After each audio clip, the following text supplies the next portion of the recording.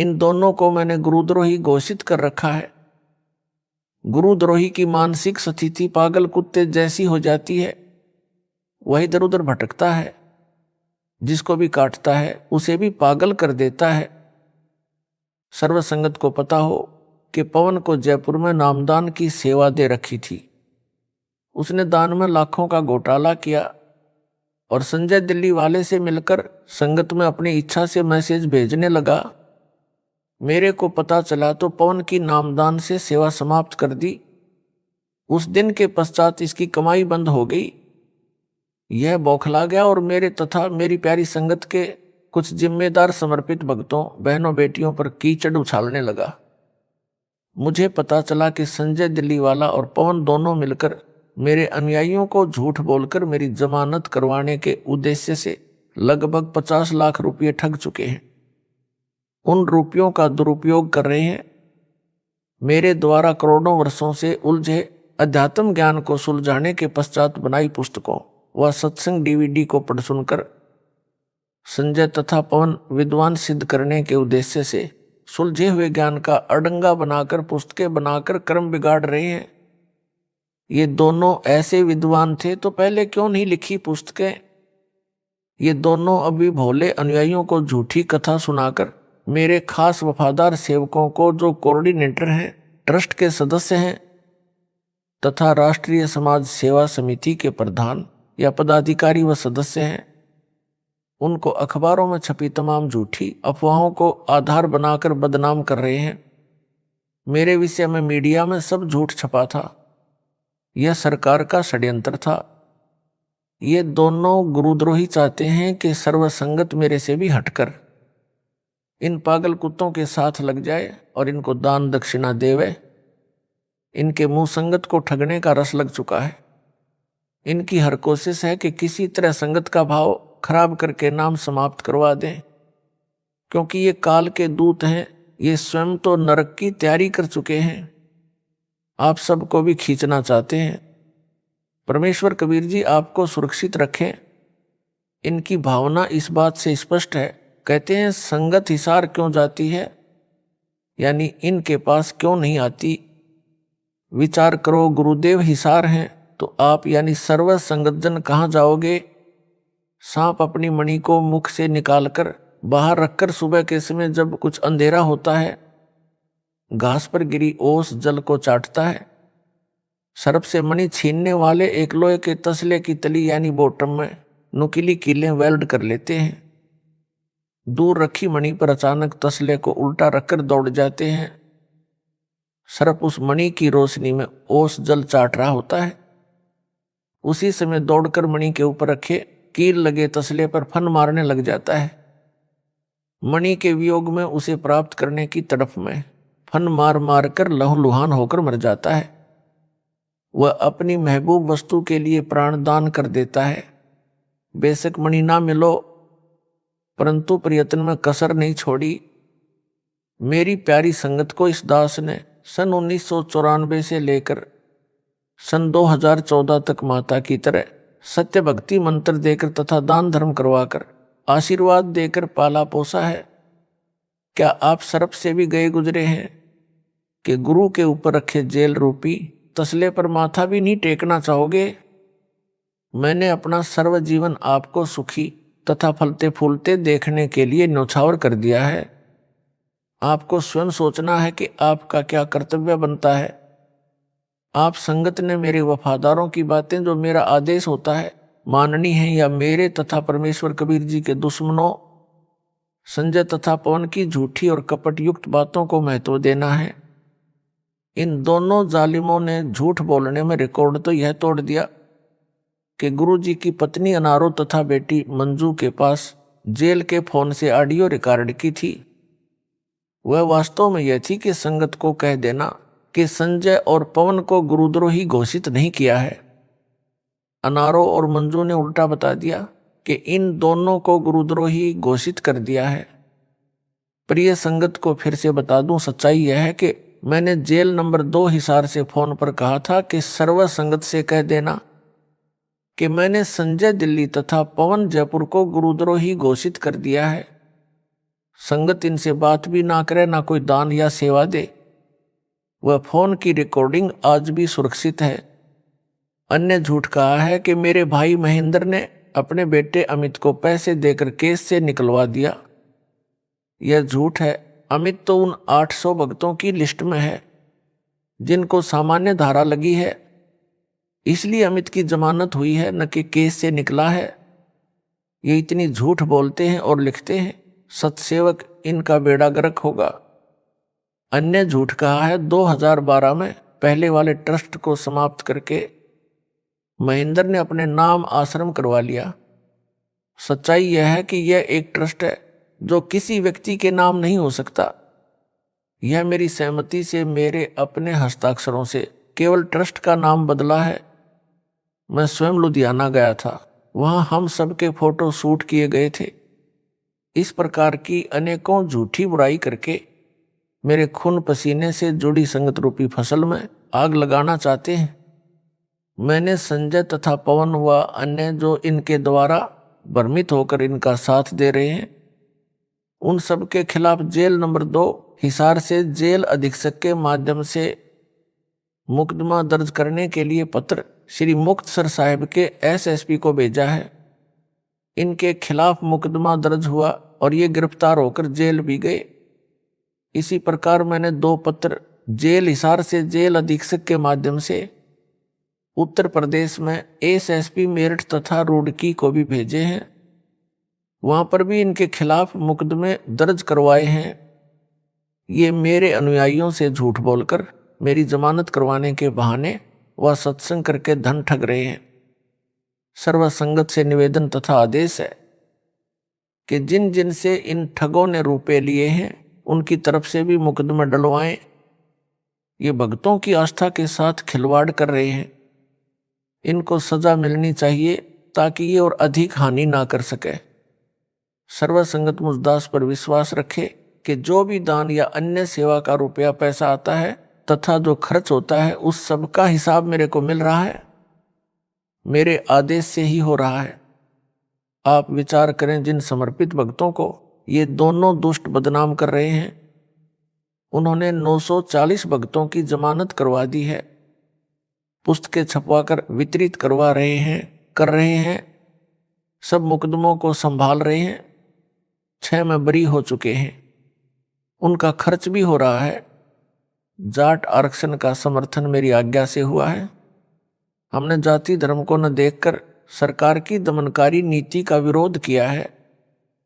आगे भी यदि किसी कौम के साथ कोई भी सरकार अत्याचार व अन्याय करके उनका हक नहीं देगी तो हम संवैधानिक तरीके से उनका भी समर्थन करेंगे, उनको धन की सहायता भी करेंगे। जो जाट आरक्षण में 11 लाख वो 5 लाख रुपये चंदा दिया है, वह मेरे आदेश से केवल 115 भक्तों ने, जो जाट बिरादरी वालों ने अपनी ओर से इकट्ठा करके दिया है। सर्वसंगत बुद्धिमान है, आप इनकी चाल को समझ चुके हो, इसीलिए इन पागल कुत्तों को निकट नहीं आने दे रहे हो। कुछ अनाड़ी व अबोध भगत इनके जाल में फंसे हैं, उनको समझा दो कि ये झूठ बोल रहे हैं। गुरुजी ने इनको गुरुद्रोही गद्दार घोषित कर रखा है।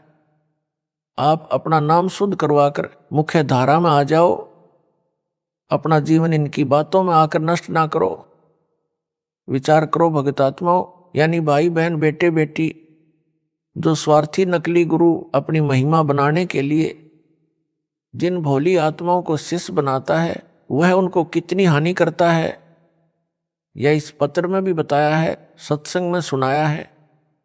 अन्य झूठ या संजय साकट अपने द्वारा फंसाए भोले भक्तों को कहता है कि गुरुजी यानी दास का आदेश है कि 13वां पंथ यहां इस आश्रम से मेरे यानी संजय द्वारा चलाया जाएगा। उत्तर उस झूठे पाप आत्मा से पूछना चाहता हूं कि यह आदेश दास ने कब दिया? मैं क्या मर गया, अभी जीवित हूं, तथा किसी को आदेश देने का क्या अर्थ है? यह सब बकवास है। यह तो ऐसी मूर्ख बात है जैसे कोई बस में कंडक्टर की सीट पर बैठकर कहे कि अब बस इस सीट से मेरे द्वारा चला करेगी।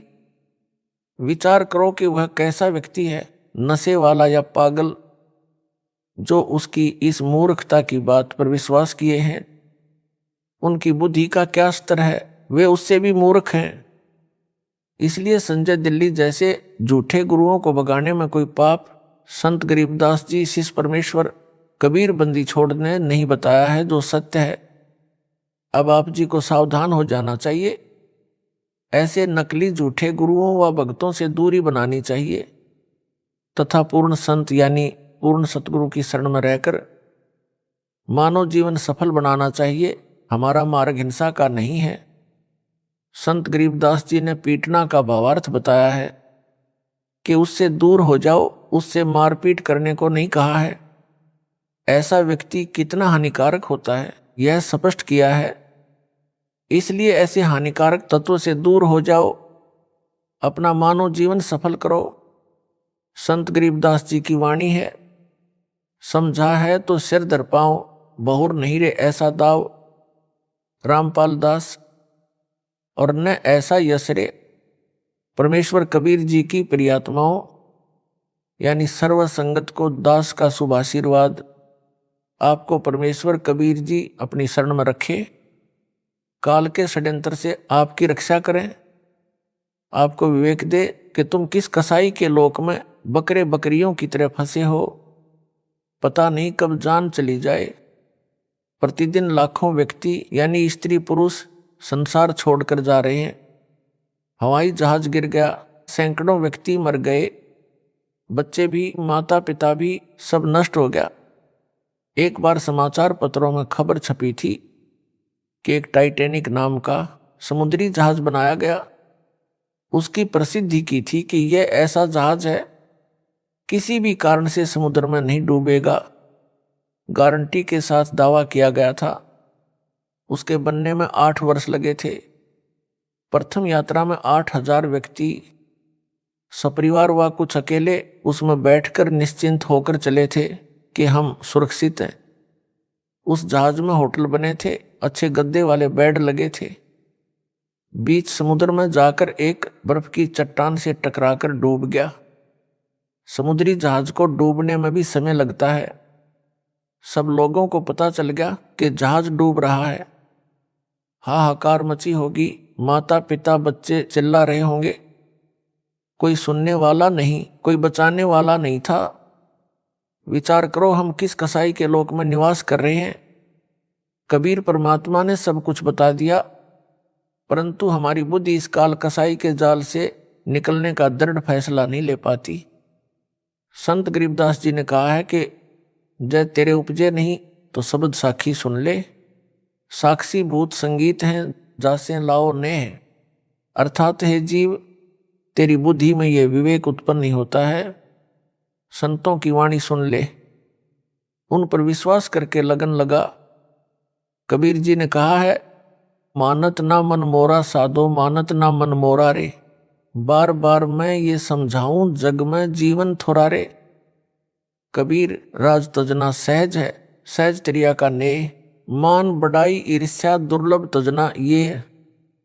अर्थात परमेश्वर प्राप्ति के लिए मानव राज्य को भी त्याग सकता है, पत्नी का मोह भी त्याग सकता है, परंतु मान बढ़ाई की चाह ईर्ष्या यह छोड़ना मुश्किल है। इनके छोड़े बिना परमेश्वर नहीं मिल सकता। गरीब साहेब के दरबार में गाहक कोटि अनंत। 4 चीज चाहिए, रिद्धि सिद्धि मान महंत। साहेब के दरबार में ऐसा कोई एक इन चारों को त्याग कर चाहे पुरुष अलेख, अर्थात परमात्मा के मार्ग में भगत जन मान बढ़ाई में उलझ जाते हैं, परंतु ऐसा कोई है जो मान बढ़ाई मान महंत रिद्धि सिद्धि को त्याग कर परमेश्वर प्राप्ति का ही उद्देश्य रखकर जीवे, भक्ति सेवा दान करे। कुछ भक्तों की अर्जी आती है कि मेरे को कई वर्षों से कोऑर्डिनेटर की सेवा प्राप्त थी, अब वह सेवा दूसरे को दे दी। मेरी क्या गलती है, मुझे बिना कारण बताए ही सेवा से हटा दिया। उनसे दास का निवेदन है कि किसने सेवा दी, किसने हटाई। उत्तर, दास ने सेवा दी, दास ने हटाई। आपको ऐतराज क्यों हुआ भाई? कबीर जी ने अपने को समझाया है, ऐसे रहो। कबीर कुत्ता हूँ गुरुदेव का, मोतिया मेरा नाम, गले प्रेम की जेवड़ी, जहाँ खींचो वहां जाऊं मैं। तो करो तो बाढ़ूं, दूर दूर करो तो जाऊं, ज्यों राखो त्यों ही रहूं, जो देवे सो खाऊं। गरीब ये बातां कहन सुनन की नहीं है, कर पाड़ने की है। यदि मान बढ़ाई यानी यश की चाह है तो सुनो ऐसा यश यानी कीर्ति प्राप्त करो जो सदा साथ रहेगा। राजा बनकर यश पाया या तो उसी जीवन में अन्य राजा छीन लेगा, या मृत्यु के पश्चात उसका कोई नाम लेने वाला नहीं रहता। एक मूर्ति बना दी जाती है, वर्ष में एक बार धो मांझकर फूलमाला डाल दी जाती है। राजा का जीव गधा बनकर मिट्टी लादे फिर रहा होता है। संत गरीबदास जी ने कहा है कि मन तू सुख के सागर बस रहे और ना ऐसा यश रे। अर्थात आपको यश चाहिए तो सतलोक में निवास कर, इससे बढ़कर कोई कीर्ति नहीं है। इंद्री कर्म ना लगे लगारम, जो भजन करे निर्दुंद रे। गरीबदास जग कीर्ति होगी जब लग सूरज चंद्र रे। अर्थात जो भगत किसी प्रकार का राग द्वेष ना करके सच्ची लगन से भक्ति करता है, उसको पाप कर्म नहीं लगते, उसकी सदा कीर्ति होगी। संत गरीबदास जी ने कहा है कि तन मन धन अर्पिए भक्ति मुक्ति के काज, जिनके ऊर यानी दिल में भक्ति तो क्या इंद्र का राज। अर्थात काल के जाल से निकलने के लिए सर्वस्व परमात्मा कबीर जी के लिए समर्पित कर दीजिए। तन मन धन सब परमेश्वर का जाने, भक्ति सेवा दान करे तो उसके सामने इंद्र यानी स्वर्ग का राजा कुछ भी मायने नहीं रखता। इसलिए हे सेवादारों, दानवीर सच्चे भक्तों वो भगत मतियों, जब तक सूरज चांद रहेगा समर्पित भक्तों वो भगत मतियों यानी बेटे बेटियों तुम्हारा नाम रहेगा। दास आशा करता है कि मेरी प्यारी संगत यानी बेटा बेटी दास की पुकार को समझ गए होंगे। अपने परमेश्वर को घना ना सताओ, वो आपका बाप है, आपको काल कसाई की यातना सहन करते देखकर रोता है। आपके लिए सतलोक का सुख छोड़कर कहाँ आता है, उसका प्यार आपसे अटूट है। तुमने काल के झूठे सुख की भांग पी रखी है, कब उतरेगी। अब की बार भी पार नहीं हुए तो धिक्कार तुम्हारे माता पिता को, जिन्होंने तुम्हें जन्म दिया। सिर धड़कीबाजी लगाकर सेवा समरण दान करके निकल चलो इस पाप के स्थान से, इस दुखालय से। एक पल का विश्वास नहीं यहां पर क्या जुल्म हो जाए। जैसा ऊपर वर्णन आया है कि समुद्री जहाज में 8,000 व्यक्ति मर गए, जहाज डूब गया। सबने अपना अपना भगवान अल्लाह गॉड को अवश्य पुकारा होगा, परंतु कुछ नहीं हुआ, एक नहीं बचा। ऐसी जगह मारे जहां न कोई सुनने वाला ना बचाने वाला। परमेश्वर कबीर जी भगत की रक्षा जलथल सब जगह करता है। दामोदर सेठ के होवे थे अकाज, अर्ज करी थी डूबता देख जहाज। लाज मेरी रखियो गरीब निवाज, समुद्र से पार लंघाने वाले। धन धन सतगुरु सत कबीर भगत की पीर मिटाने वाले। दास का आप सबको आदेश है, जो सेवा मिले मेरी दशा पर रहम करके स्वीकार करके किया करो। आप जी को अभी 2-3 दिन यानी हफ्ते पहले एक निवेदन भेजा था। उसमें लिखा था कि दास ने घर अपने कल्याण के लिए नहीं छोड़ा था, आपके कल्याण के लिए छोड़ा था।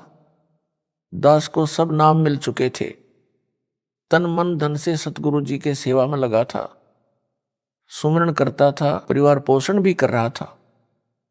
गुरुदेव का आदेश हुआ तो दास ने सिर सौंप दिया, उनकी नौकरी करने लगा। आपको कहां कहां से खोजा है, काल ने कहां कहां पटक रखा था। एक परिवार अब बनाया है, अब इस मार्ग से विचलित ना हो जाना, कहीं ठौर ठिकाना नहीं मिलेगा। दास को सन 1993 में गुरुजी ने पाठ करने का आदेश दिया था कि कोई भगत पाठ करवाना चाहे तो उसके घर पाठ किया कर। उसी समय से पाठ करने लगा। नौकरी भी करता था, यानी जेई की नौकरी थी, निःशुल्क पाठ करता था। अन्य भगत जन दक्षिणा लेते थे। दास के त्याग व निर्लोभ को देखकर पाठ करवाने वाले हैरान थे। पाठ करवाने वालों की संख्या बढ़ने लगी, उनको अधिक लाभ होने लगे। सन 1994 में दास को नामदान करने का आदेश मिला। सन 1995 में घर त्याग कर गुरुदेव जी के वचन पर चल पड़ा। घर घर जाकर पाठ किए, जैसा मिला खाया, जो मिला पिया। किसी ने गाली दी, किसी ने अन्य दोष निकाले। ज्ञान सबसे हटकर होने से स्वीकार न हो रहा था। कहीं पत्थर खाए, कहीं गाली खाई, जेल में, कभी रेल में, कहीं कहीं धक्का पेल में, आज तक चैन नहीं है। सन 1993 से 2020 तक 28 वर्ष से कठिनाई व कष्ट झेल रहा हूं। मेरी दशा पर रहम करो, समझ लो मुझको और अपने को। इतना ज्ञान परमेश्वर कबीर जी ने समझा रखा है, दास के माध्यम से सुलझा रखा है। आप कब समझोगे, कब मुझे चैन की सांस दोगे, या ऐसे ही रुलाओगे आपस में खींचातानी करके? काल का फिर दाव लग जाएगा। कबीर परमात्मा का मजाक उड़ाएगा, कहेगा कि करके दिखाओ पार, एक नहीं जाने दूंगा। मेरे जाल से निकलना आसान काम नहीं है। ब्रह्मा विष्णु महेश नहीं निकल सके। आप यानी भगत व भगतमती सब परमेश्वर के लिए ही भक्ति पर लगे हो। जैसे विद्यार्थी पढ़ाई पढ़ता है, यदि पूरी पढ़ाई कर लेता है तो कुछ मिलता है, नहीं तो कुछ हाथ नहीं आता। इसी प्रकार अपना उद्देश्य याद रखकर परमात्मा के दास बनकर जीवो, आज्ञा का पालन करो, मान बढ़ाई त्याग कर परमेश्वर को चाहो, अपना अनमोल जीवन सफल बनाओ। दास को भी सतलोक जाना है, आप एक रस हो जाओ। इस मिशन को सही दिशा देने के लिए इसमें क्या क्या त्रुटियां भगत जन करेंगे, उनको समझाकर पटरी पर चलाने के लिए आपसे दूर हुआ हूं। अब पता चल रहा है कि आप कहां कहां मार खाओगे। उस गलती का एहसास करवाया जा रहा है। बिजली खान पठान तथा बीरदेव सिंह बघेल व अन्य हिंदू मुसलमान अनुयायी इतना ज्ञान समझकर फिर लड़ मरने को तैयार हो गए थे। पिछली गलतियों से सबक लेकर काल के जाल से बचो, सच्ची सेवा करो। जो सेवा मिले दिलो जान से करो, अन्य सेवा करो। कोऑर्डिनेटर कोई मंत्री पद नहीं है। दास यानी गुलाम बनकर गुरु की सेवा करो।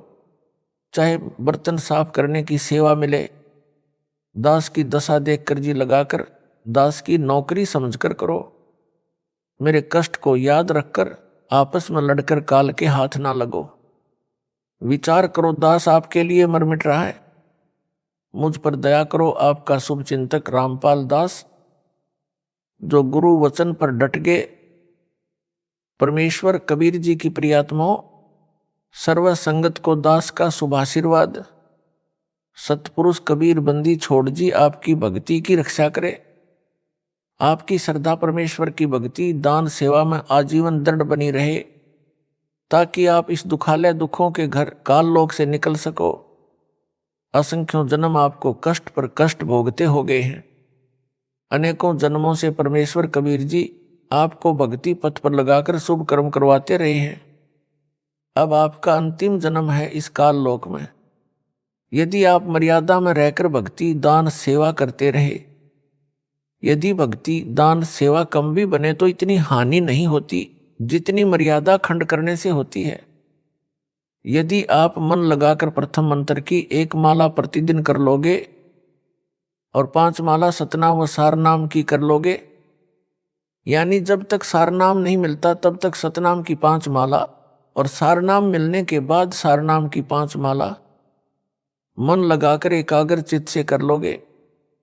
दान सेवा मन लगाकर सामर्थ्य से अधिक करो और मर्यादा में रहो तो आप सतलोक में बैठे समझना।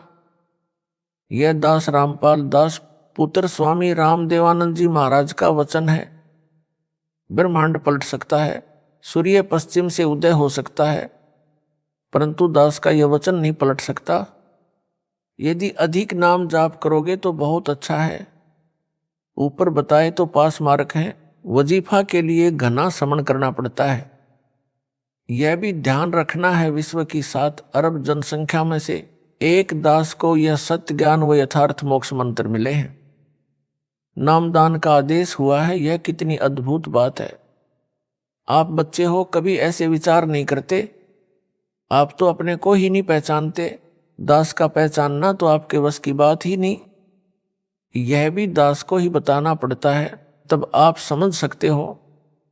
आप वो नेक आत्मा हो जिनके विषय में संत गरीबदास जी ने कहा है, गरीब लखबर सूरा जूझी, लखबर सावंत दे, लखबर यति जान में, तब सतगुरु शरणा ले। इस वाणी के अर्थ को आप बहुत बार सुन चुके हैं। समझ लेना कि आप कौन हैं। अब आपको सतगुरु जी ने शरण में ले लिया है, इस अवसर को चूकना मत, नहीं तो गरीबदास ये वक्त जात है, रोवोगे इस पहरे नू। दास कौन है यह भी संकेत दास ने ही देना पड़ेगा, जिसके विषय में परमेश्वर के लाल संत गरीबदास जी ने निम्न वाणी कही है। गरीब तत्व भेद कोई ना कह रहे झूमकरा, पैसे ऊपर नाच सुनो रे झूमकरा, कोटियों मध्य कोई नहीं रे झूमकरा, अरबों में कोई गर्क सुनो रे झूमकरा। विश्व की 7.5 अरब से ऊपर जनसंख्या में दास के अतिरिक्त किसी के पास यह ज्ञान व भक्ति विधि नहीं है। आप दास को हल्के में मत लो, अन्यथा 600 वर्ष पुरानी गलती फिर कर बैठोगे। जब परमेश्वर कबीर जी काशी नगर में जुलाहे यानी धानक रूप में प्रकट थे, संगत को विश्वास नहीं हुआ कि ये निर्धन अशिक्षित जुलाहा परमेश्वर है। तब परमेश्वर ने लीला की थी, एक बेटी को यानी जो कर्म की मार से वैश्या बनी थी, हाथी पर बैठाया, बोतल में गंगा जल भरा था, आपने उसे शराब समझा था। वैश्या के गले बांध डाले हुए शराब पीते हुए परमेश्वर को आपने बड़ुआ यानी बेशरम व्याभिचारी समझा था। अपना अनमोल अवसर गंवाकर अब तक धक्के खा रहे हो। पूर्व वाली भूल से शिक्षा लेकर सतर्क होना चाहिए। परमेश्वर कबीर जी ने वर्तमान में आपके लिए ऐसे उपकरण टीवी चैनल व मोबाइल में बनवा दिए हैं जिनसे आप सत्संग सुन सको। घर बैठे सफर में कभी भी ज्ञान सुन सकते हो। ज्ञान एक नंबर का दास ने आपको बता दिया है, फिर भी आपकी बुद्धि विकसित नहीं होती है तो दुर्भाग्य की व दुख की बात है।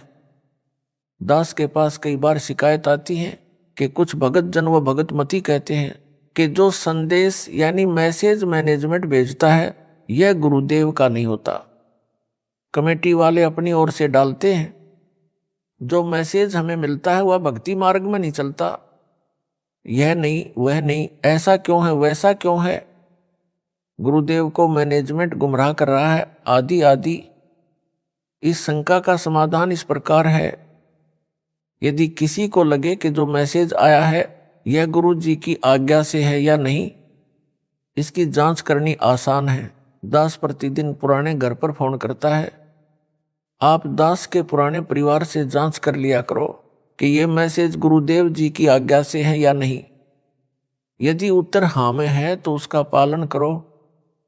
रही बात यह कैसे वह कैसे, कभी वोट डालने का मैसेज, कभी किसी आरक्षण में समर्थन का मैसेज, आदि आदि, यह भक्ति मार्ग में नहीं चलता। यह उसकी अज्ञानता है जो ऐसा मानता है। वह तत्व ज्ञान से पूर्ण परिचित नहीं है। उसे ज्ञान अच्छी तरह समझना चाहिए या पुराने भक्तों की नकल कर लेनी चाहिए। ध्यान रखना चाहिए कि भाई जो गुरु वचन पर डट गए कट गए फंद 84 के, रह कट गए फंद 84 के। एक उदाहरण पर्याप्त है दास के संकेत को समझने के लिए। गोपीचंद तथा भरथरी दोनों मामा भांजा थे, यानी भरथरी जी गोपीचंद जी के मामा थे, दोनों राजा थे। प्रेरणा पाकर दोनों ने परमात्मा प्राप्ति के लिए राज त्याग दिया। परिवार में हाहाकार मच गई, परंतु पीछे फिरकर नहीं देखा। दोनों ने श्री गोरखनाथ जी को गुरु बनाया। गुरु जी से निवेदन किया, गुरु कल्याण करो, मुक्ति का मार्ग बताओ। गोरखनाथ जी ने उनको दीक्षा दी, नाम जाप करने के दिए, तथा कहा कि राजस्थान प्रांत के अलवर शहर में राजा का किला निर्माणाधीन है, यदि तुम मुक्ति चाहते हो तो जाओ, उस किले के निर्माण में निःशुल्क मजदूरी करो, अपने खाने के लिए अन्य मजदूरी यानी ओवर टाइम करना, जाइए। दोनों ने उसी वक्त गुरुजी के चरण छुए।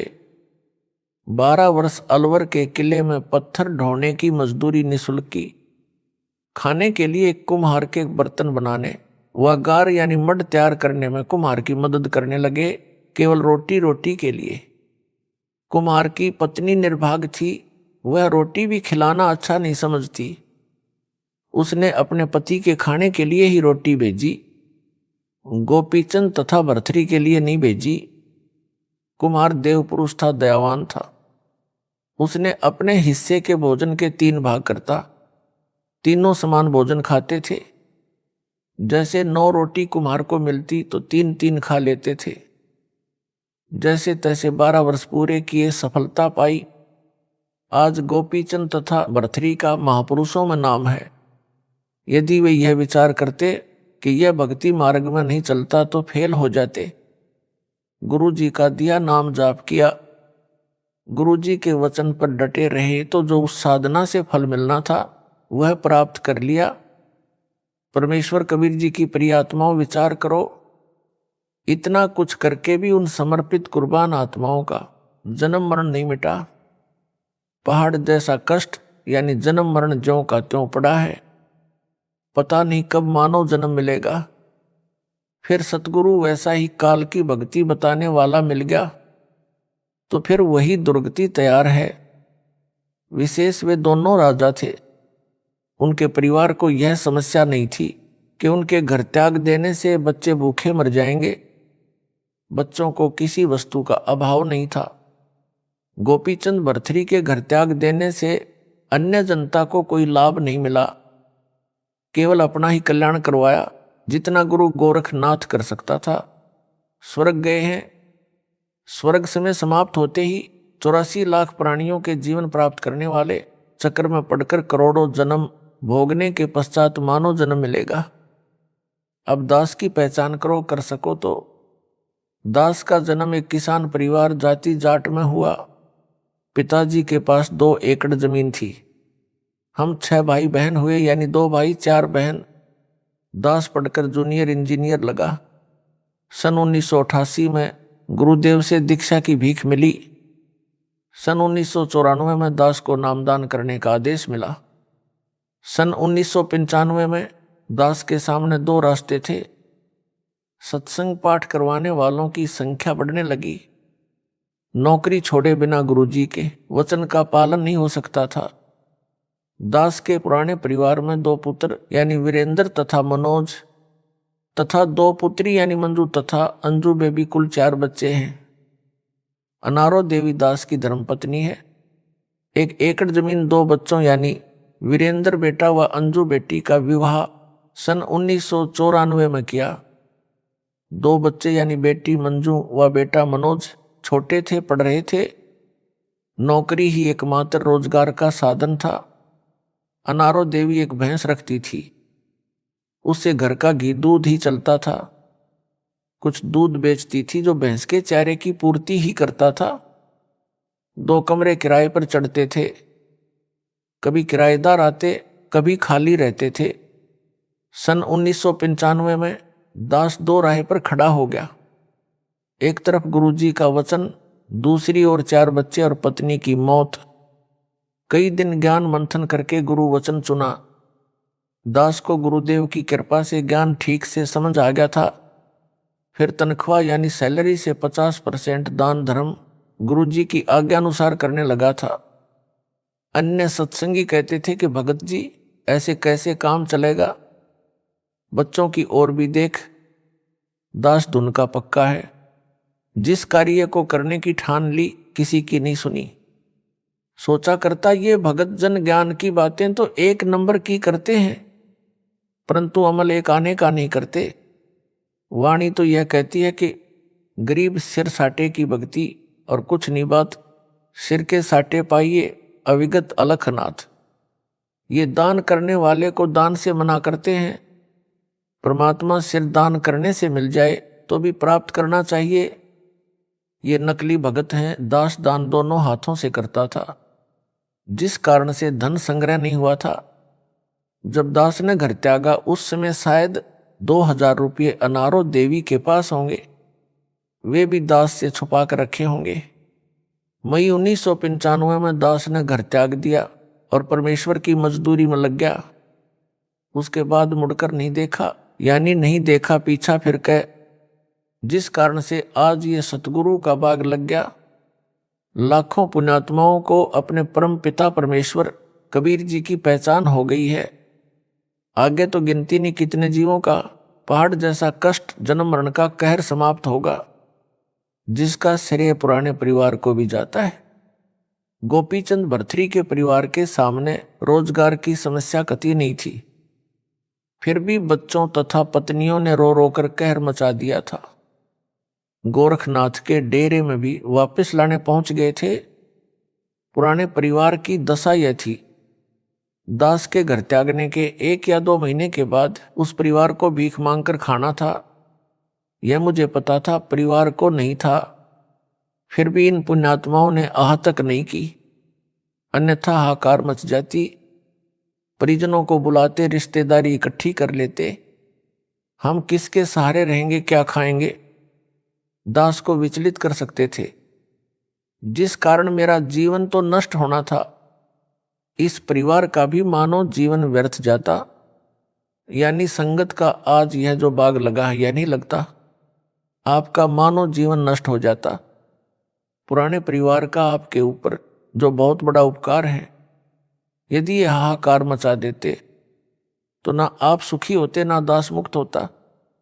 यह सब बताने का दास का केवल इतना ही उद्देश्य है कि आप इस परिवार को स्नेह की दृष्टि से देखना, याद कर लेना इसके उपकार को। जब भी दिखाई दे तो यह कल्पना अवश्य करना कि ये उस परिवार के सदस्य हैं। दास के कहने का भाव यह नहीं है कि इनकी पूजा किया करना या माला डालकर सम्मान करना, नहीं, केवल इनके उपकार को ना भूलना, इसी से पुण्य के भागी बन जाओगे। गोपीचंद तथा भरथरी ने घर त्यागा, ना अपना कल्याण करवा पाए, ना अन्य जनता को लाभ दे पाए। दास ने घर परमात्मा प्राप्ति के लिए नहीं त्यागा, आप पुण्यात्माओं के कल्याण के लिए। एक परिवार 2 बेटे 2 बेटी छोड़ी थी, लाखों परिवार लाखों बेटे बेटी मिल गई। वह परिवार भी परमेश्वर कबीर जी ने जिंदा रखा तो अपना असली परिवार बन गया, सतलोक में बना रहेगा, नहीं तो यहीं पर 12 बाट हो जाना था। सर्वसंगत से निवेदन है, इस पत्र को अमर कथा मानकर सुरक्षित रखना। जब मन यानी काल का एजेंट परेशान करे, इसे पढ़ लेना। यहां पर यह बताना भी अनिवार्य है कि इस महान परोपकार में अपने अपने स्तर की सहायता प्रत्येक भगत व भगतमती ने सिर धड़की बाजी लगाकर की है। प्रत्येक का नाम लिखा जाए तो मोटा ग्रंथ बन जाएगा। आज भी सर्वसंगत पूर्ण समर्पित है। कुछ भगत जन विचलित होते हैं, उनके लिए संजीवनी का काम यह पत्र करेगा। मैनेजमेंट कौन है? आप में से भगत हैं, दास की आज्ञा का पालन करते हैं। दास रात कहता है तो वे रात कहते हैं, दिन कहता है तो दिन, अपनी ओर से कुछ नहीं कहते। वे तत्व ज्ञान से पूर्ण परिचित हैं। वे समझते हैं कि गुरु जी की आज्ञा को अनदेखा करना नरक में गिरने के समान है। जैसे किरका जहर का रंग होरी हो, कहो कौन तिस खाए राम रांग होरी हो। एक नया पैसा दुरुपयोग करना, ये जहर यानी पॉइजन के किरके यानी कण के समान खाना समझते हैं। यानी परमात्मा के पैसे में गड़बड़ करना जहर खाने के समान मानते हैं। जहर का एक कण ही बुरा हाल कर देता है। अधिक खाना क्या करता है सबको पता है। समय आने पर आप सबको पता चल जाएगा कि दास कौन है। आप केवल कबीर जी का वफादार कुत्ता दास को मानकर चलो, जो भौंक भौंक कर आप धनी लोगों को जगा रहा है, चोरी होने से बचा रहा है। जागते रहना, नाम का जाप करते रहना, जगत की बातों में न आना। भगत का मार्ग जगत से भिन्न है। जगत की रीति रिवाज सुखी श्यान भक्ति का नाश करने वाली हैं। इसलिए भाई जो गुरु वचन पर डट गए, कट गए फंद 84 के, रह कट गए फंद 84 के। वस्तु मिली ठोर की ठोर, मिट गई मन पापी की दौड़। भरम मिटे मथुरा काशी के, भरम मिटे मथुरा काशी के। कुत्ता हूँ गुरुदेव का, रामपाल दास का नाम। गले प्रेम की जेवड़ी, जहां खींचो तहां जाऊं मैं। तो करो तो बाडू, दूर दूर करो तो जाऊं, जो राखो त्यों ही रहूं, जो देव सो खाऊं। बंदी छोड़ दयाल जी, तुम लग हमरी दौड़, जैसे काग जहाज का सूझत और न ठौर।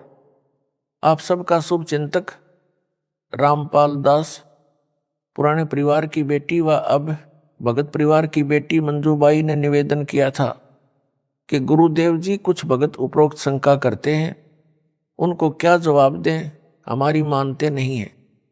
उस बेटी से निवेदन है इस पत्र को उनको दे दें और कहें कि यह गुरुदेव का आदेश है, इसे पढ़ो। इस पत्र को टाइप करवाकर सर्व संगत में भेजा जाए। यदि कोई फिर भी शंका करता है तो वह भक्ति नहीं चाहता। बेटी मंजू ने कहा था कि भगत कहते हैं कि आप यानी मंजू यहां आकर भक्तों को विश्वास दिलाओ कि जो मैसेज मैनेजमेंट भेजता है वे गुरुदेव के आदेश से किए जाते हैं। हम भक्तों को इकट्ठा कर लेंगे। मंजू बेटी ने दास से निवेदन किया कि आप लिखकर भेजें। क्या बताऊं, उसके लिए दास ने ऊपर लिखा यह पत्र लिखा है। आपका शुभ चिंतक रामपाल दास। खुले तथा अखंड पाठ की मर्यादा। गुरुदेव जी का आदेश। सतगुरु देव जी के आदेशानुसार खुले पाठ तथा अखंड पाठ के लिए बरती जाने वाली सावधानियां इस प्रकार से हैं। पहला, पाठ प्रकाश के समय की जाने वाली स्तुति की वाणी संपूर्ण होते ही यानी सत साहिब होते ही पाठ पर बैठना है। प्रत्येक पेज पूर्ण होने पर संपट अवश्य पढ़ना है। पेज पलटते समय वाणी पूरी हो या अधूरी रहे, पहले संपट अवश्य पढ़ना है। संपट पढ़ने का उद्देश्य है कि पेज पलटते समय वाणी रुके नहीं, पाठ खंड ना हो जाए। दूसरा, हाथ पैर धोकर पाठ पर बैठना है। तीसरा, पाठ पढ़ते समय इमरजेंसी आने पर दूसरे पाठी को बुलाने के लिए ताली बजाएं या पाठी के साथ रखी घंटी बजा दें। रात्रि के समय या दिन में पाठी के पास बैठने वाला सेवक यदि निंद्रा में हो जाए, पाठी को इमरजेंसी हो जाए जैसे लघु शंका यानी पेशाब या लैट्रिन का दबाव बन जाए तो भी ताली या घंटी का प्रयोग करें।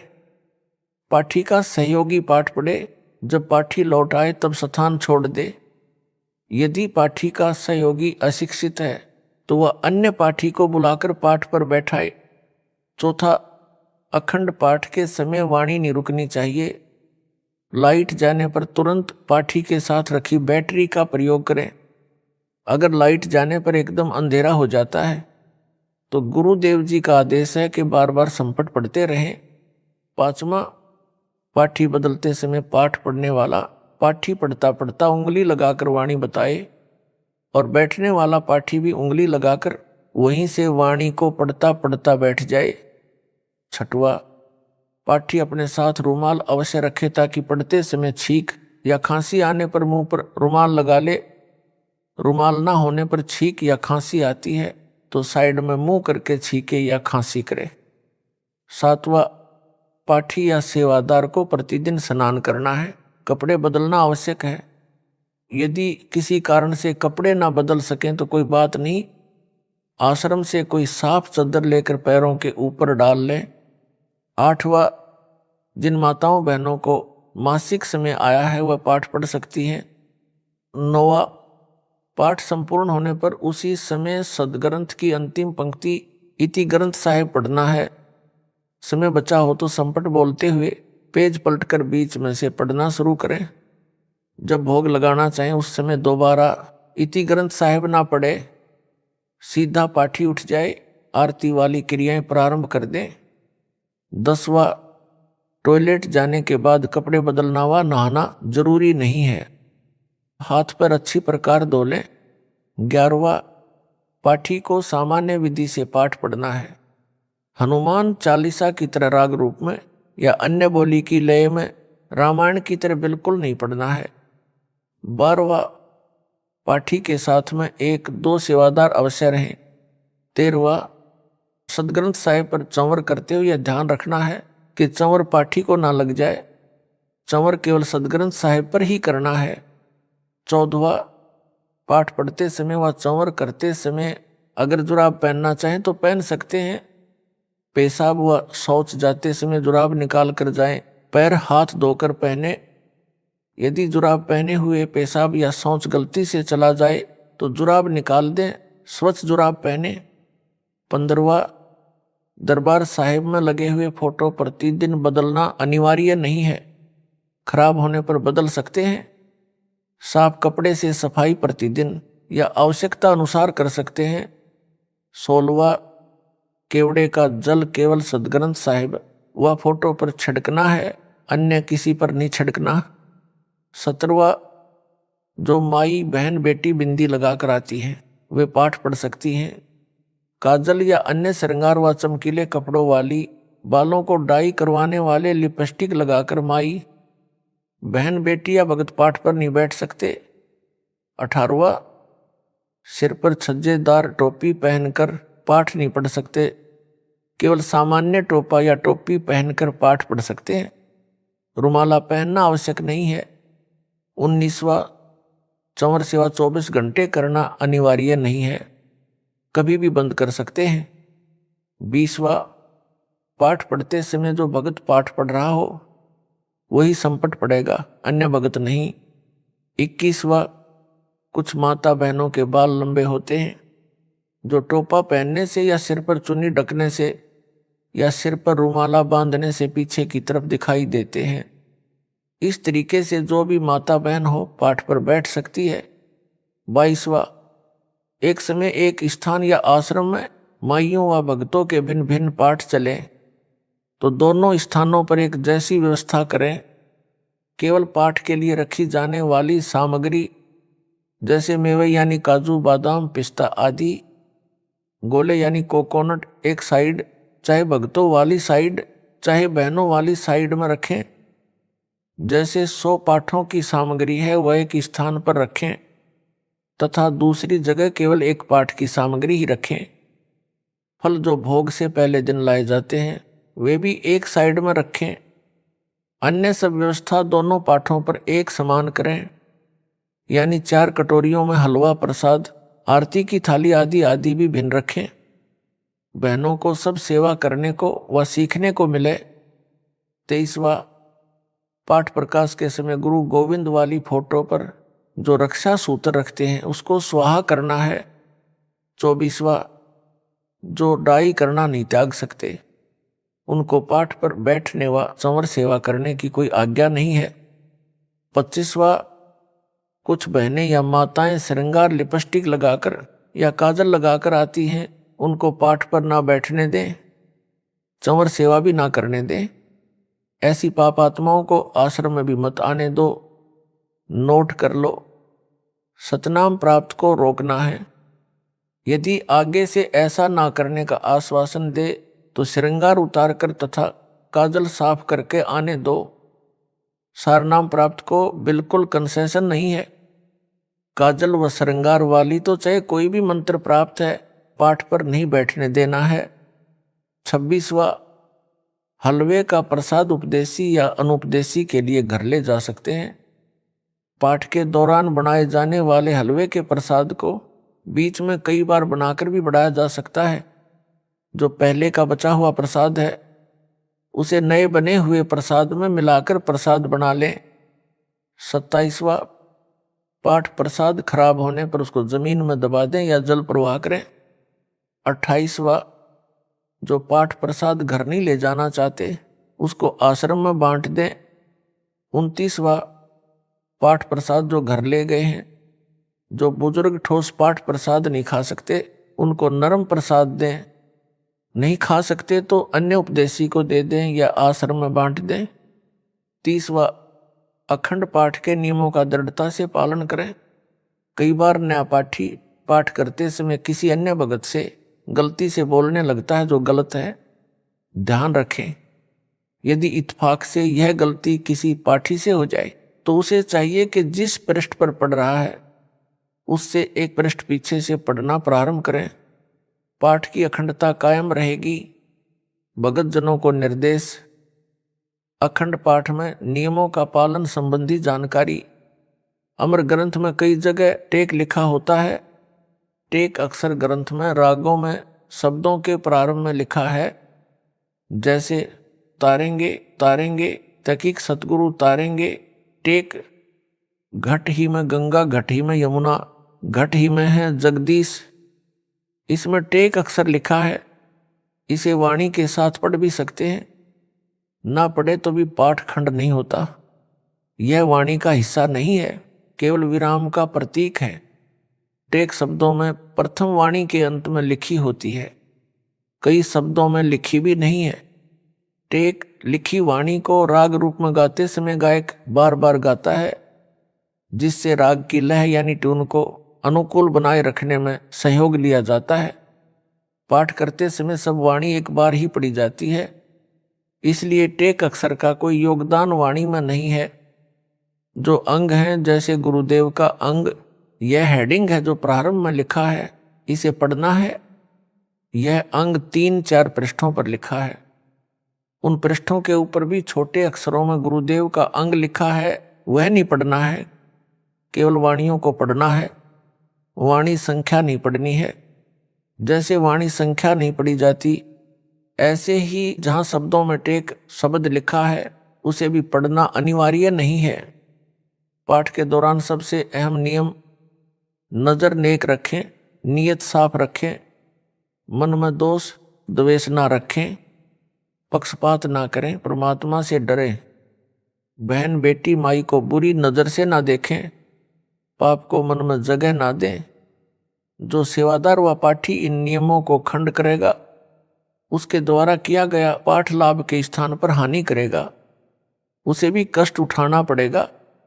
विशेष खुले पाठ में पाठी बीच में बोल सकता है, जब चाहे पाठ को पढ़ना बंद कर सकते हैं। रात्रि में पढ़ना अनिवार्य नहीं है, यदि पढ़ना चाहें तो मनाही भी नहीं है। शेष मर्यादा उपरोक्त अखंड पाठ वाली ही है, जिनका पालन करना अनिवार्य है। खुला पाठ 7 दिन, 5 दिन या 4 दिन किया जा सकता है, परंतु अखंड पाठ 3 दिन में संपूर्ण करना होता है, जिसमें एक आश्रम में भक्तों तथा बहनों की ओर 2 पाठ चलते हैं। यदि एक साइड वाला पाठ पीछे चल रहा है, भोग के समय तक संपूर्ण एक समय नहीं हो सकता, तो माइक बंद करके 2 पाठी बैठा दो, दोनों अलग अलग पृष्ठों को पढ़ें। इस प्रकार पाठ को समय पर संपूर्ण किया जाए। पाठी के कपड़े बैठने में सुविधाजनक हो तथा फैशन वाले व चमकीले ना हो। पैंट पहन सकते हैं, सुविधाजनक हो। सत साहिब रामपाल दास। भक्ति मर्यादा।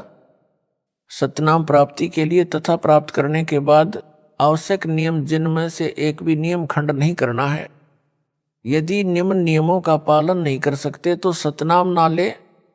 उपदेश प्राप्त पुण्यात्माएं परमात्मा के मार्ग पर चलती हैं, वह परमात्मा प्राप्ति के लिए यात्रा प्रारंभ करती हैं। यात्री बहुत ही कम सामान लेकर यात्रा करता है, अधिक भार उठाकर यात्रा करना संभव नहीं होता। जो सांसारिक परंपराएं हैं वे व्यर्थ का भार है, जो भक्ति मार्ग में यात्रा करने में बाधक हैं। इसलिए इस भार से मुक्त होने के लिए निम्न नियमों का पालन करना अनिवार्य है। नियम नंबर 1, किसी के पैर नहीं छूने और ना ही दूसरे को छूने देना है। यदि अचानक या मना करने पर भी पैर छू लेता है तो उस स्थिति में नाम खंड नहीं होता। आपने किसी को बद्दुआ या आशीर्वाद नहीं देना है, ना ही इच्छा करके किसी से आशीर्वाद लेना है। कोई आपके सिर पर आशीर्वाद के लिए हाथ रखे तो आपने मना करना है, फिर भी कोई हाथ रख देता है तो आपका उपदेश सुरक्षित है, परंतु आपने आशीर्वाद व बद्दुआ बिल्कुल नहीं देनी है, क्योंकि आशीर्वाद देने से आपकी भक्ति कमाई क्षीण हो जाती है। जैसे एक पहिए की ट्यूब से दूसरे पहिए की ट्यूब में हवा डालने से आपकी गाड़ी खड़ी हो जाएगी, आपको हानि हो जाएगी। एक उपदेशी बहन ने अपने अनुपदेशी भाई को स्वस्थ होने का आशीर्वाद दे दिया। भाई तो स्वस्थ हो गया, परंतु बहन इतनी अस्वस्थ हुई कि 1 महीना अस्पताल में रही। पुनः उपदेश लिया, अपनी गलती की क्षमा याचना करने पर ही वह स्वस्थ हो पाई। इसलिए सर्वस्य प्रार्थना है कि यह गलती ना करें। इसी प्रकार अन्य नियमों के खंड करने से आपकी राम नाम की गाड़ी में पंचर हो जाएगा, वह भी रुक जाएगी, अर्थात आप जी को हानि होगी। पूर्व समय में सती प्रथा यानी परंपरा थी। जिस किसी का पति मर जाता था तो उसकी स्त्री को भी उसी मृत पति के साथ जिंदा जलाया जाता था, जो एक महाजालिम कर्म था। उस समय के मानव समाज ने उस कुरीति को मजबूरन मानना पड़ता था। किसी महापुरुष ने संघर्ष करके उस सती प्रथा को बंद कराया। समाज के रूढ़िवादी व्यक्तियों ने बहुत विरोध भी किया, परंतु प्रयत्न सफल हुआ तो आज सर्व बहनें सुखी हैं। इसी प्रकार ये सर्व परंपराएं जानो जो मानव समाज पर भार हैं, इनको समाप्त करने से ही भार मुक्त हो सकेंगे तथा भक्ति मार्ग पर आसानी से चल सकेंगे। नियम नंबर 2, टीवी, कंप्यूटर तथा मोबाइल में फिल्म, सीरियल, मैच, कार्टून देखना तथा मोबाइल में वीडियो गेम आदि नहीं खेलना है।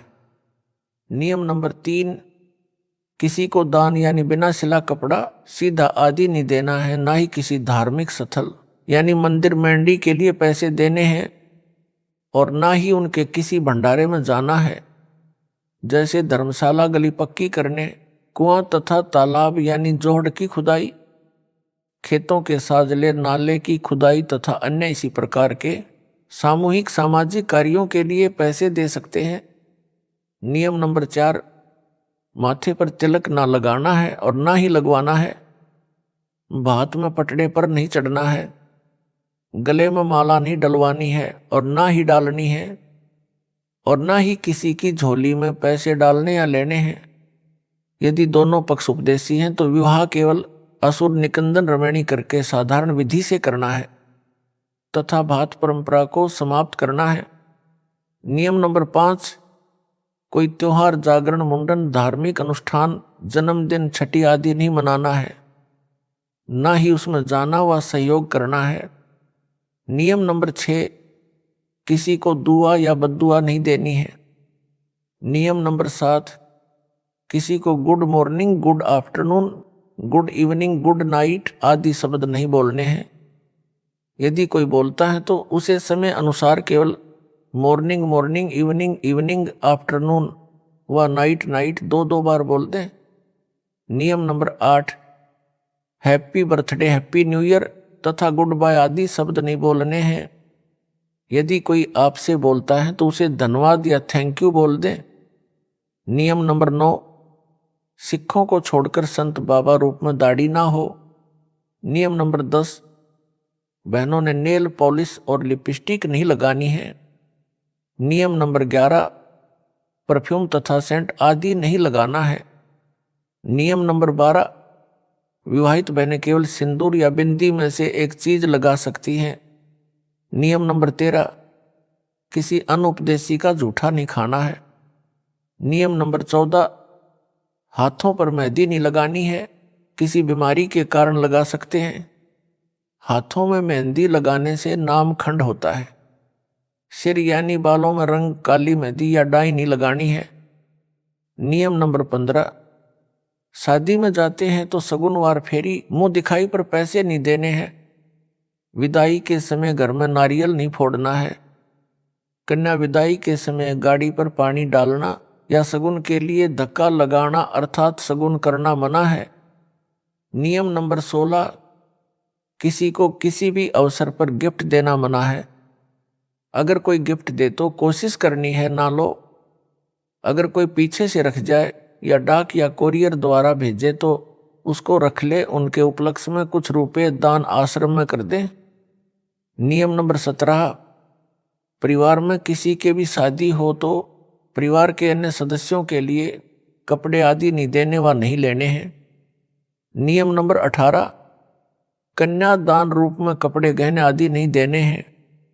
रुपए भी इस उपलक्ष्य में देने हैं कि आपने वहां खाना खाया है और बहन के घर जाते हैं तो इसी उद्देश्य से पैसे दे सकते हैं कि आपने वहां खाना खाया है या चाय आदि पी है। यह ध्यान रहे, यदि अधिक धन दे दिया तो आपकी बहन पर आपका ऋण ना हो जाए तथा संस्कार ना जुड़ जाएं, क्योंकि हम संस्कार वश ही यहाँ काल जाल में रह जाते हैं। यदि आप पैसा देना चाहें और बहन ना लेवे तो दोनों ही भार मुक्त हो जाते हैं। यदि बहन बुआ जी आदि उपदेशी हैं तो उनको चाहिए कि वह पैसा, रुपए, कपड़ा, आभूषण कदापि ना लें। प्यार से कहें कि आपने कह दिया, हमने मान लिया। नियम नंबर 19, स्कूल में गायत्री मंत्र बोलते समय ओम शब्द नहीं बोलना है, क्योंकि जिसे गायत्री मंत्र कहते हैं यह यजुर्वेद के अध्याय 36 का मंत्र 3 है। मूल पाठ में ओम मंत्र नहीं है। वेद परमात्मा की अनूठी देन है, इसमें वृद्धि या कटौती करना परमात्मा का अपमान है। लाभ के स्थान पर हानि ही होती है, इसलिए इस मंत्र के साथ ओम नहीं बोलना है। यजुर्वेद के अध्याय 36 मंत्र 3 अर्थात कथित गायत्री मंत्र मात्र परमात्मा की महिमा का एक मंत्र है। इसे पढ़ने से परमात्मा के गुणों का ज्ञान होता है। जैसे बिजली की महिमा कहीं लिखी हो, उसको कविता बनाकर गाते रहने से बिजली के गुणों का ज्ञान तो होता है, परंतु बिजली का लाभ नहीं मिल सकता। लाभ तो बिजली का कनेक्शन लेने से ही मिलेगा। इसी प्रकार यजुर्वेद अध्याय 36 मंत्र 3 जिसको गायत्री मंत्र बताकर जाप करने को कहते हैं, वह व्यर्थ है, क्योंकि यह मंत्र तो परमात्मा की महिमा का ज्ञान कराता है, परमेश्वर के गुणों अर्थात लाभ को बताता है। वह लाभ अधिकारी संत से सतनाम व सारनाम की दीक्षा प्राप्त करके अर्थात कनेक्शन लेकर ही प्राप्त हो सकते हैं। यजुर्वेद अध्याय 36 मंत्र 3 अर्थात गायत्री मंत्र की आवृत्ति करने से नहीं। फिर भी कोई अज्ञानी व्यक्ति विद्यार्थियों को विवश करे तो ओम शब्द का उच्चारण ना करें, केवल गायत्री मंत्र का भूर्भुव स्वा से ही उच्चारण प्रारंभ करें। ओम एक अक्षर को ना लगाए। अध्यापकों को चाहिए कि यजुर्वेद अध्याय 36 मंत्र 3 की अपेक्षा संत गरीबदास जी महाराज की वाणी से मंगलाचरण विद्यार्थियों से बुलाएं। गायत्री मंत्र से कई गुना लाभ होता है, परंतु सतनाम तथा सारनाम बिना सब व्यर्थ है। नियम नंबर 20, मुर्दे के अंतिम संस्कार में लकड़ी डाल सकते हैं, कंधे पर या अन्य साधन द्वारा शव को ले जा सकते हैं। नियम नंबर 21, मुर्दे पर एक से अधिक कफन नहीं डालना है। यदि आपसे पहले किसी ने कफन डाल रखा है तो आपने कफन नहीं डालना है, क्योंकि कफन केवल एक ही होता है। अगर पहले कफन डाल रखा है फिर किसी ने एक से ज्यादा कफन डाला है तो नाम खंड होता है। नियम नंबर 22, शादी में खाना खा सकते हैं, यह मानकर पैसे दे सकते हैं कि आपने यहां भोजन खाया है। नियम नंबर 23, यदि दोनों पक्ष उपदेशी हैं तो पीलिया देना छूछक देना बंद करना है। एक पक्ष अनुपदेशी है तो केवल 2-2 जोड़ी कपड़े केवल जच्चा व बच्चे के देने हैं। नियम नंबर 24, नौकरी पर ऑफिस में जब कोई रिटायर होता है तो ऑफिस में सभी आपस में पैसे इकट्ठे करके उसे गिफ्ट तथा पार्टी देते हैं, ऐसा कर सकते हैं। यानी इसमें थोड़ा बहुत दे सकते हैं, लेकिन उपदेशी ने कतई नहीं लेना है। नियम नंबर 25, घर में जब बहन आती है तो उसे कपड़े व पैसे नहीं देने हैं। अगर बहन या बेटी अनुपदेशी है तो बहुत कम 1 या 2 जोड़ी कपड़े दे सकते हैं। बच्चों के लिए खाने पीने का सामान दे सकते हैं, और अगर जब बहन के घर जाते हैं तो साथ में बच्चों के लिए फल मिठाई आदि ले जा सकते हैं। नियम नंबर 26, स्कूल में विदाई पार्टी के समय बच्चे पैसे दे सकते हैं। नियम नंबर 28, यदि गौशाला की कमेटी रजिस्टर्ड है तो रुपए दे सकते हैं, यदि रजिस्टर्ड नहीं है तो चारा आदि दे सकते हैं। नियम नंबर 28, शादी की मिठाई कोई घर में लेकर आए तो और कुछ शादी के नाम के कार्ड के साथ मिठाई लाते हैं तो हृदय से मना करें। फिर भी कोई रख जाए तो खा सकते हैं, उसके बदले में कुछ रुपये आश्रम में दान कर दें, आप पर भार नहीं रहेगा। उपदेशी भगत ने समाज में किसी के विवाह में भी भोजन खा रखा है, उसके लिए विवाह के दिन से कुछ दिन बाद मिठाई व भोजन करवा सकते हैं। यह छूट केवल एक बार है, आगे से विवाह में मिठाई बनाने की परंपरा बंद है, सामान्य भोजन बनाए। नियम नंबर 29, भगत भाई आपस में उधार सामान एक दूसरे से ले सकते हैं, और अगर आपस में एक दूसरे के घर आते जाते हैं तो बच्चों के लिए खाने पीने का सामान ले जा सकते हैं।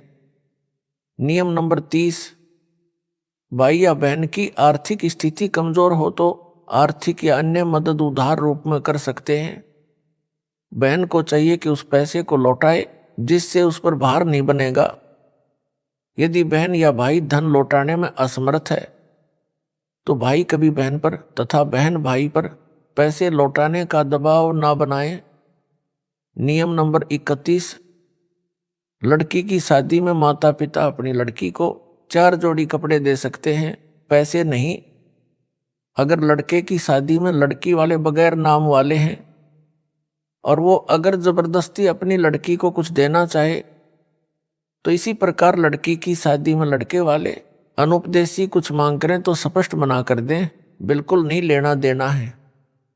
नियम नंबर 32, जिन लड़कियों का विवाह होता है वे जिन कपड़ों को पहनकर विवाह मंडप अर्थात रमणी में बैठें उन्हीं कपड़ों में अपनी ससुराल जाएं, अन्य पोशाक ना बदलें। किन्हीं परिस्थितियों में बदलनी पड़े, जैसे मिट्टी लग जाए, गीली हो जाए या अन्य कारण से खराब हो जाए तो बदल सकते हैं, अन्यथा नहीं। सुनने में आया है कि कुछ बहनें रमणी में विवाह के समय सामान्य पोशाक पहनती हैं, बाद में तड़क भड़क वाली पोशाक पहनकर ससुराल जाती हैं।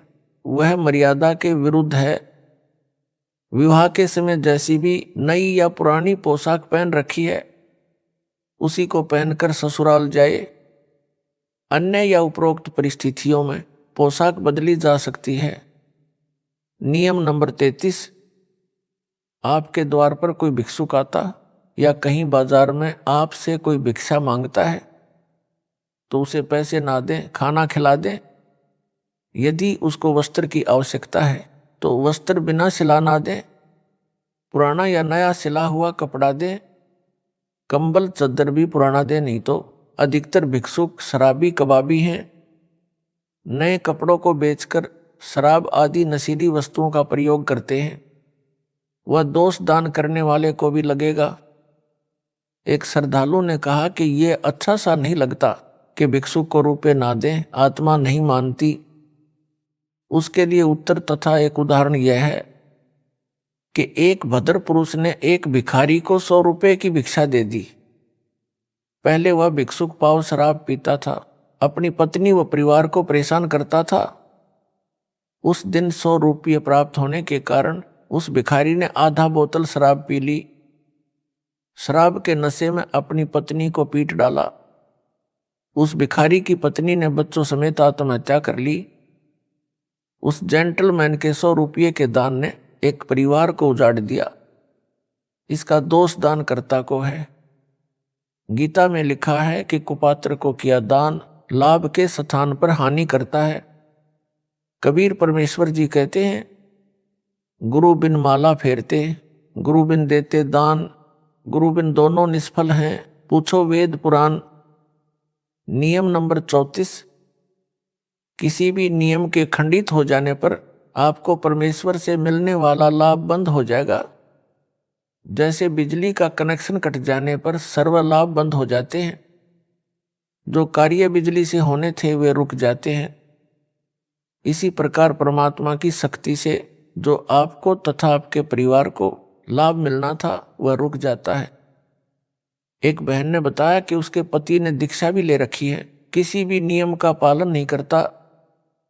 इसी प्रकार एक भगत ने अपनी पत्नी की शिकायत की। उसके विषय में यह जाने कि उनका नाम खंडित हो चुका है। ऐसे व्यक्तियों का कोई भयंकर पाप कर्म है। नाम खंडित होने पर वह पाप कर्म अपना प्रभाव करके हानि करेगा। जब तक मर्यादा में रहकर भक्ति करते हैं तो वह पाप कर्म हानि नहीं कर सकता। एक बहन ने ऐसे ही नाम खंडित कर रखा था। कुछ वर्षों के पश्चात उसकी जीभ में कैंसर का रोग हो गया। उस बहन से पूछा कि क्या अब आपको टीवी देखना, लिपस्टिक लगाना अच्छा लगता है? उसने रोते हुए कहा, नहीं नहीं। इसी प्रकार परिवार व शरीर में हानि से बचने के लिए तथा परमात्मा से लाभ प्राप्त करके मोक्ष प्राप्ति के लिए मर्यादा में रहें, अन्यथा पाप कर्म आपको क्षति कर देगा। इसलिए सर्व पुण्यात्माओं से पुनः निवेदन है कि सर्व नियमों का विधिवत पालन करके मानव जीवन को सफल बनाए तथा पूर्ण मोक्ष प्राप्त करके सदा सुखी बने, सतलोक में निवास करें। जो विद्यार्थी शिक्षा समय में मौज मस्ती करते हैं वे शिक्षा से वंचित रह जाते हैं, आजीवन कष्ट उठाते हैं। जो शिक्षा के समय में मौज मस्ती ना करके लगन से शिक्षा पूरी कर जाते हैं तो उनको विद्यालय में किए प्रयत्न का फल बाहर क्षेत्र में नौकरी द्वारा प्राप्त होता है। इसी प्रकार सर्व मानव परमात्मा प्राप्ति के विद्यालय में विद्यार्थी यानी भगत हैं। जो भगत मौज मस्ती करते हैं, भक्ति तथा नियमों का पालन ना करके अन्य प्राणियों के शरीरों में घोर कष्ट उठाएंगे। जो लगन के साथ मर्यादा में रहकर परमेश्वर कबीर जी की भक्ति साधना मुझ दास से प्राप्त करके आजीवन करते रहेंगे, उनको सतलोक में सर्व सुविधाएं प्राप्त होगी। वहां वृद्ध अवस्था नहीं है, मृत्यु भी नहीं होती, ऐसा ही जीवन है। नर नारी व परिवार है, वह कभी मृत्यु को प्राप्त नहीं होता। इसलिए सत्य भक्ति करके अपना जीवन सफल बनाएं। जिस सत्य भक्ति से आपको यहाँ भी सर्व आवश्यक सुख सुविधाएं प्राप्त होंगी तथा पूर्ण मोक्ष भी मिलेगा। विशेष छूट, समाज में स्थान बनाने के लिए विशेष छूट दी जाती है। संत रामपाल दास का निवेदन दिनांक 17 फरवरी 2018 से लागू। पहला, लड़की की बिना नाम वाले परिवार में शादी होती है और ससुराल वाले आन उपासना के लिए मजबूर करते हैं। जैसे उनके देवी देव धाम पर उनके साथ जाने के लिए, वहां पर धोख लगाने के लिए कहते हैं, तो उपदेशी बेटी उनके साथ सैर सपाटा जानकर चली जाए। जैसा वे कहें करती रहे, परंतु मंत्र अपना जाप करती रहे। यदि वहां कोई तिलक लगाता है तो लगवा ले, तुरंत उतार दे। यदि हाथ के नाला यानी धागा बांधता है तो बाद में तोड़ फेंके। दूसरा, यदि किसी त्योहार पर भोजन बनाने के लिए कहे तो बना दे, उसे खा भी ले, परंतु भोग वाला ना खाए। यदि भोग लगाकर सब भोजन में मिलाते हैं तो उसे ना खाए, अपना भोजन अलग निकाले या भिन्न बना ले। तीसरा, बात के समय यदि किसी उपदेशी को जाना पड़े, यदि मजबूरी है तो कोई बात नहीं है। चौथा, यदि कोई माला डालता है तो उसे हाथ में पकड़ ले, यदि डाल दी जाए तो तुरंत निकाल ले। पांचवा, यदि किसी अधिकारी या राजपद प्राप्त भगत को कोई उद्घाटन रस्म करनी पड़े तो अनिच्छा से एक ड्रामा समझ कर करे। छठवा, यदि सरकारी कर्मचारी या अधिकारी का या प्राइवेट नौकर को या पुत्रावधुआ पत्नी को निषेध वस्तु लेने के लिए आदेश होता है तो बचे। यदि मजबूरी हो तो ला सकता है, जैसे शराब सिगरेट लाने, मांस बनाने, यानी फौज में या होटल में या कहीं नौकरों को व विवाहित बहनों को सास ससुर पति आदि आदेश दे तो मजबूरी मानकर दुखी मन से परमात्मा से क्षमा मांग कर करे। कुछ दिन में परमात्मा अड़चन समाप्त कर देता है। पहले उनको मना करे कि मैं यह पाप नहीं कर सकता, कर सकती, फिर भी जोर दे तो कहे कि इसका पाप आपको लगेगा, कहकर कर दे। सातवां, यदि सैनिक या सिपाही को गोली मारने का आदेश होता है तो मना ना करे, क्योंकि वह दोष आदेश करने वाले को लगता है, उसकी नौकरी यही है। रण में शहीद हुए सैनिक व सिपाही को स्वर्ग प्राप्ति होती है। आठवां, विशेष परिस्थिति में बालों में रंग कर सकते हैं, हर्बल वाला यानी आयुर्वेद वाला। नौवां, कई बेटियों बहनों को बिगड़ी परिस्थितियों में कार्यालय में लिपस्टिक लगाने के लिए मजबूर किया जाता है। उनके लिए छूट दी जाती है कि कार्यालय में जाने से पहले लगा ले तथा छुट्टी के बाद तुरंत उतार दे। कोशिश करे ना लगाए तो अच्छा, यह स्वास्थ्य के लिए भी हानिकारक है। प्रचार प्रसार समिति, सतलोक आश्रम, चंडीगढ़ रोड, बरवाला जिला, हिसार, हरियाणा, भारत। सब्सक्राइब।